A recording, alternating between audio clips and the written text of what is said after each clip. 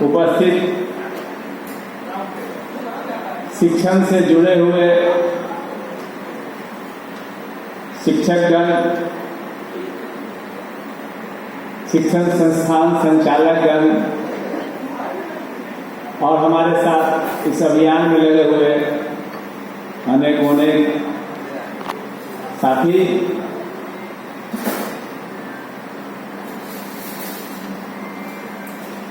इस अभियान की शुरुआत हम लोगों ने बहुत ज्यादा वक्त नहीं हुआ है,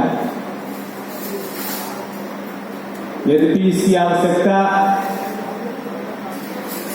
कई वर्षों से हम लोग महसूस कर रहे थे।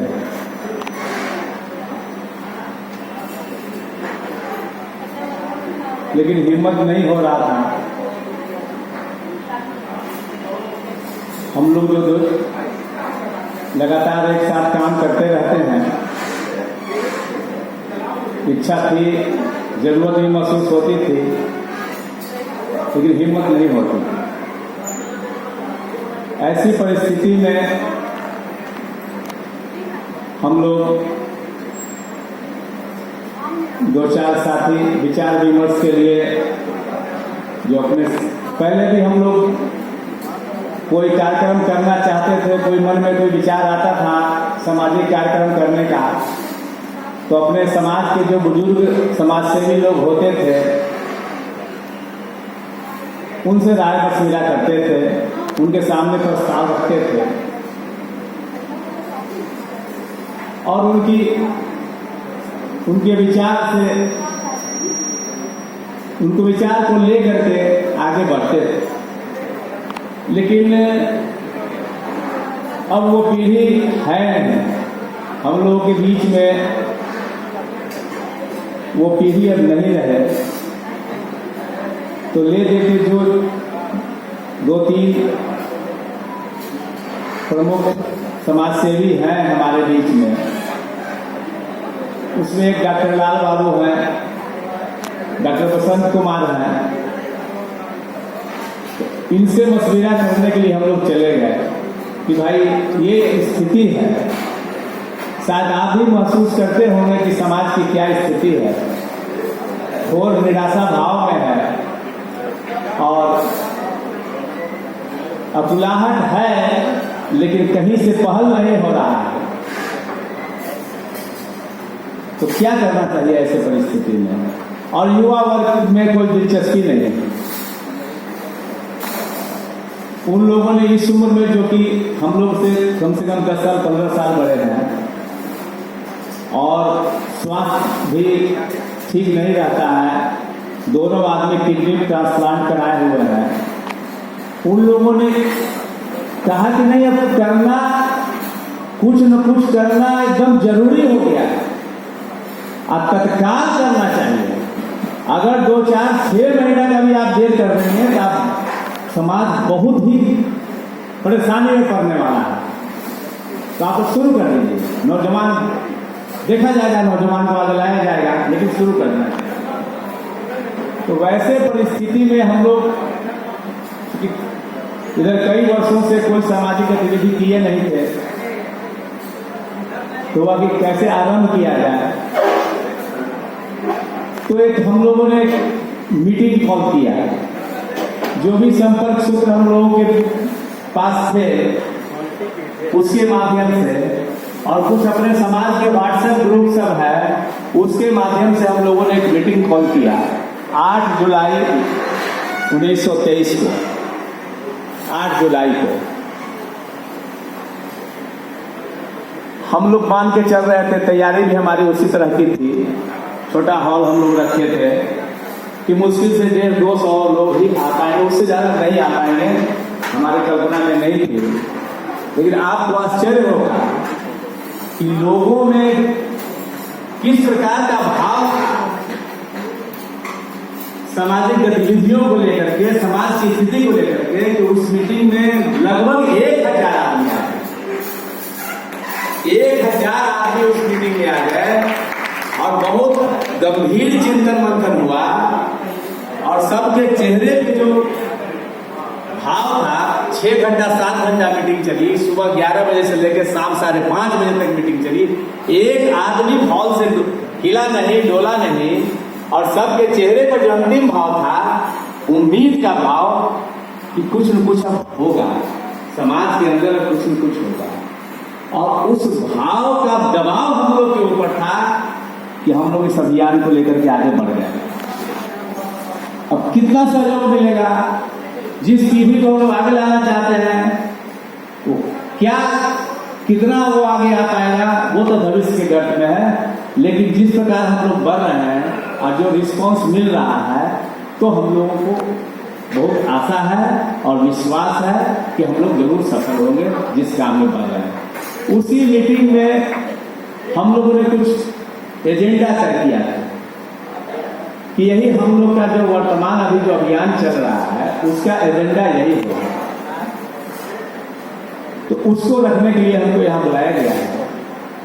तो उसमें एजेंडा जिसका जिक्र वीरेश जी ने मोटे तौर पर कर दिया है, कुछ राजमणि बाबू ने, अध्यक्ष महोदय ने भी किया है, कि समाज में जो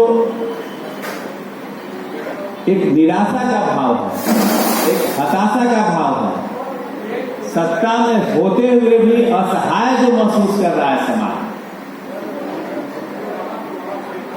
कहीं कोई उसको लगता नहीं है कि हाँ हम सशक्त हैं, उससे बाहर निकालना है। और उसका कई कारण है जो हम लोग महसूस करते हैं कि जो 94 में जो हम लोगों ने क्रांति किया था, उस क्रांति से जो ताकत पैदा हुई थी, उस ताकत से जो हम लोग सत्ता के शिखर में चले गए, उसके बाद हम लोग संतुष्ट हो गए। समाज में संतुष्टि का भाव घर कर गया और उस कारण से शिथिलता आ गई समाज में। कोई भी सामाजिक गतिविधि कहीं नहीं हो रही थी। जो स्थापित सामाजिक संस्थाएं थी, सामाजिक संगठन थे, वो भी सो गए। और अब तो इन दिनों आप देखते हो कि कई सामाजिक संगठन हैं, सैकड़ों हजारों हैं। वैसी परिस्थिति में समाज का जो समस्या था, समाज का जो विषय था, उसको किसी मंच से उठाने का मौका नहीं मिल रहा था। और सत्ता प्रतिष्ठान पर उस समस्या के निदान के लिए कोई आवाज उठाने का भी मौका नहीं मिल रहा था। इस कारण से समाज में घोर निराशा थी।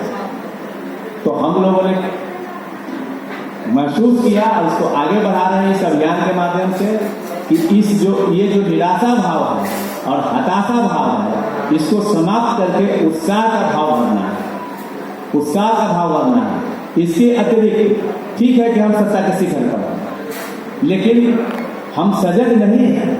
असजग नहीं है, इसलिए हमारा जो प्रतिनिधित्व है विभिन्न संगठनों में, सामाजिक राजनीतिक संगठनों में, वहाँ हमारा बहुत नगण्यता है।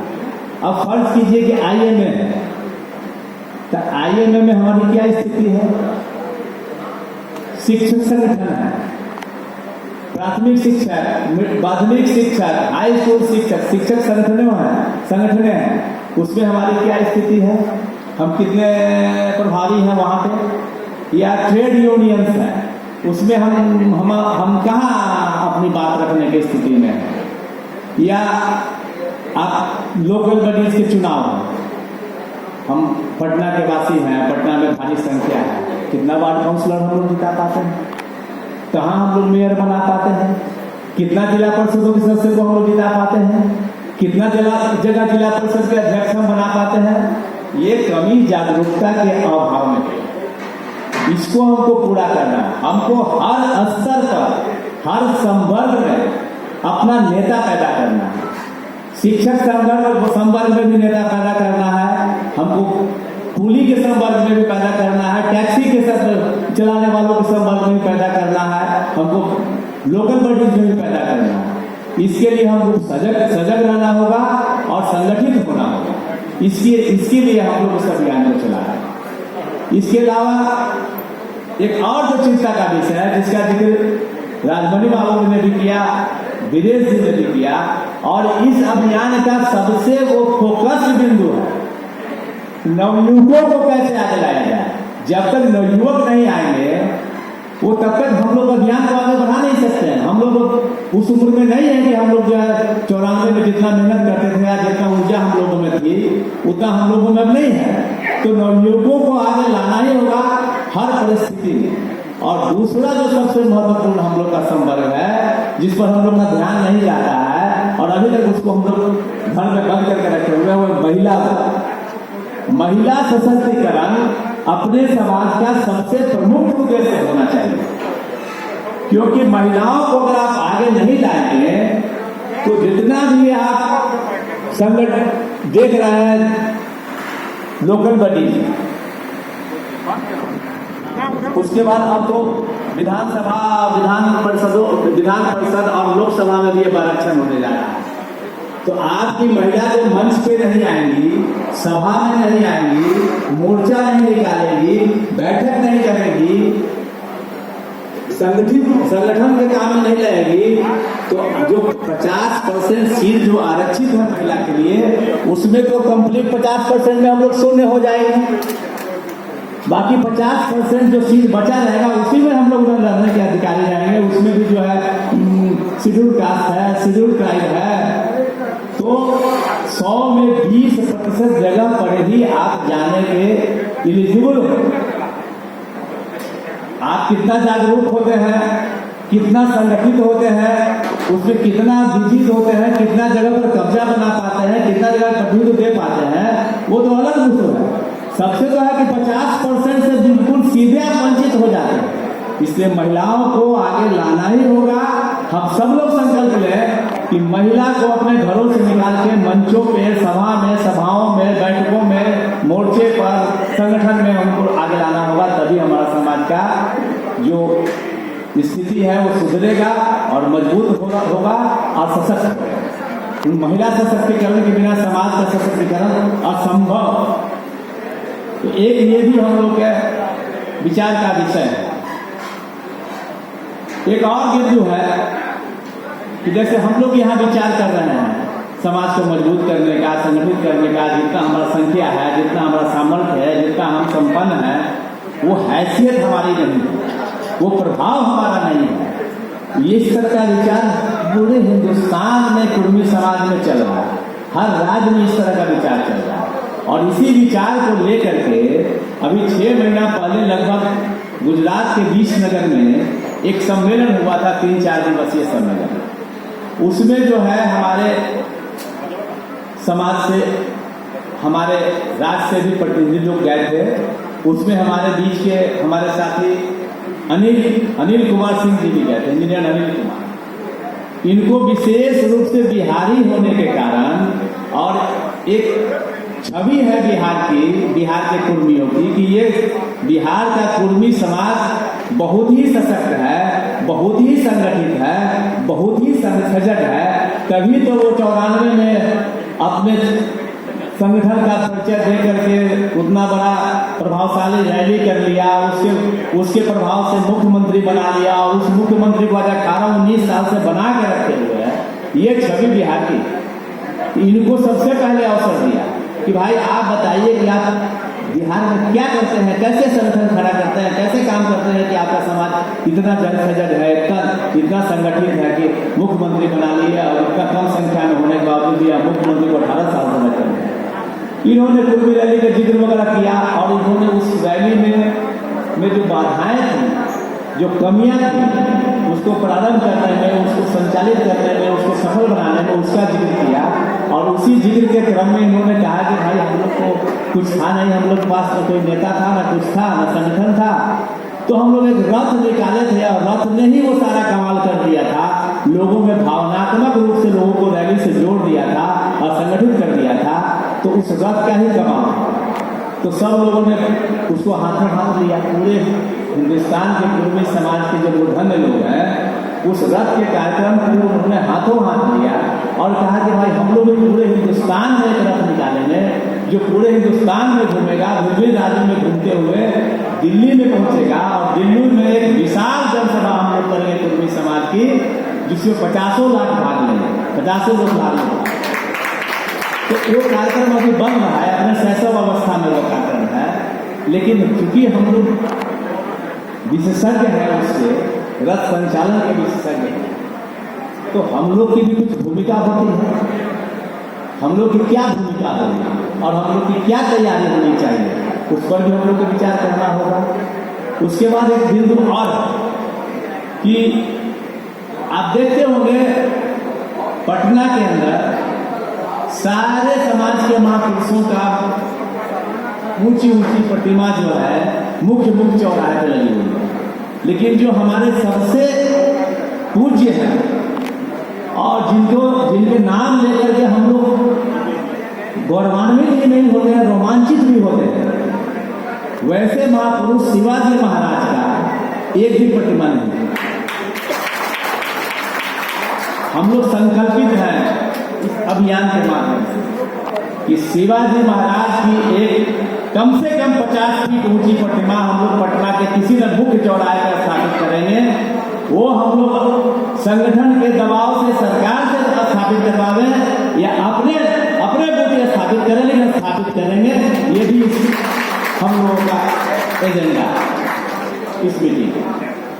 दूसरा एक और हम लोगों का जो एजेंडा है वो है कि आप विभिन्न राज्यों में जाएंगे, हर जगह अपने समाज का एक भवन है, एक अतिथिशाला है, कहीं धर्मशाला के नाम से है, कहीं अतिथिशाला के नाम से है, कहीं गेस्ट हाउस के नाम से। हालांकि बिहार में भी एक आध जिला में है, सासाराम में हमारा है धर्मशाला, पटना में हमारा कोई स्थान नहीं है जिसको हम अपना भवन कह सके, जिसमें हमारे गांव देहात के कमजोर से कमजोर आदमी आकर ठहरने का हिम्मत कर सके और लाचारी उनकी जो है, बेबसी उनकी जो है, आर्थिक जो इलाज कराने आते हैं, कोई और कारण से आते हैं, उनको होटल में ठहरना पड़ता है, तो हम लोग उनको एक बड़ा सा भव्य अतिथिशाला का निर्माण करके दें कि वो लोग आए अगर पटना में तो वहीं ठहरे, आपस में वार्तालाप करें, अपने समस्याओं से दो चार हो और समाज दूर से पूर्णिया का 4 कुर्मी समाज का आदमी या सासाराम का 2-4 कुर्मी समाज का आदमी जब बैठेगा आपस में गप करेगा तो आपस में भाईचारा भी करेगा। तो ये भी हमारा उद्देश्य है कि हम लोग एक अतिथिशाला भव्य बना लें। इस सभा में हम इस बात की अनुरोध भी करना चाहेंगे कि अगर आपके जानकारी में कोई ऐसे शख्सियत हैं जो पटना जंक्शन के 10-15 किलोमीटर रेडियस में ये पुनीत कार्य कर सकते हैं, दानवीर हैं, 10 कट्ठा 12 कट्ठा जमीन अगर हम लोग को वो दे दें, समाज को अगर वो दे दें, तो समाज इतना सक्षम है और ये अभियान अभी शुरू में चल चुका है कि हम लोग 6 महीना के अंदर उस जमीन पर काम शुरू कर देंगे और 2 वर्ष के अंदर उस भवन को बना देंगे।